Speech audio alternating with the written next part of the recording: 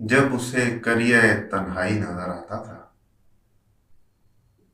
वो सरे रह मेरे सीने से लिपट जाता था। मैं किसी और अजियत से बचाता था उसे, वो किसी और अजियत से गुजर जाता था। ख्वाब और सच में तजावुज नहीं करता था कभी, उतना बतलाता था मैं जितना नजर आता था। और ये मगर मुझको बड़ी देर में मालूम हुआ, रंग था जो मुझे खुशबू की तरह भाता था।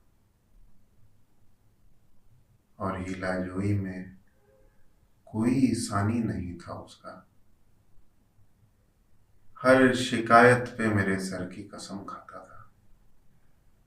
जब नहीं करता था उस शख्स का मैं उज्र कबूल, इतना सादा था कि कुरान उठा लाता था।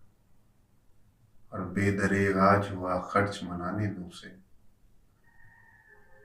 पहले जो वक्त मोहब्बत में गुजर जाता था।